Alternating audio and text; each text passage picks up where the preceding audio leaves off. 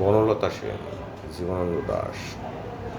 হাজার বছর ধরে আমি পথ হাঁটিতেছি পৃথিবীর পথে,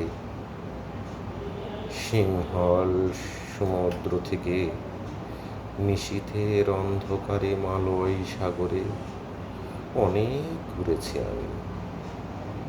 বিম্বিসার অশোকের ধূসর জগতে সেখানে ছিলাম আমি। আরো দূর অন্ধকারে বিদর্ভ নগরে আমি ক্লান্ত প্রাণ এক। চারিদিকে জীবনের সমুদ্র সফেন আমারে দুদণ্ড শান্তি দিয়েছিল নাটোরের বনলতা সেন। চুল তার কবেকার অন্ধকার বিদিশার নিশা, মুখ তার শ্রাবস্তির কারুকার্য।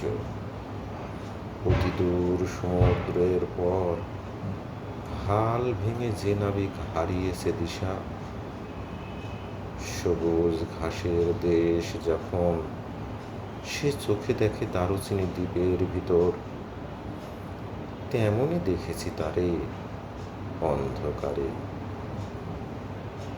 বলেছে সে, এতদিন কোথায় ছিলেন?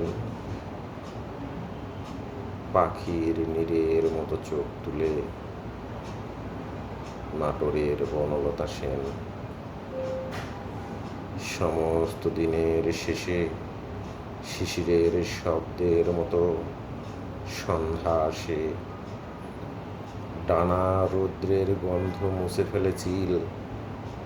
পৃথিবীর সব রং নিভে গেলে পাণ্ডুলিপি করে আয়োজন। তখন গল্পের তরে জোনাকির রঙে ঝিলিমিল। সব পাখি ঘরে আসে, সব নদী ফুরায়, এ জীবনের সব লেনদেন। থাকে শুধু অন্ধকার, মুখোমুখি বসিবার বনলতা সেন।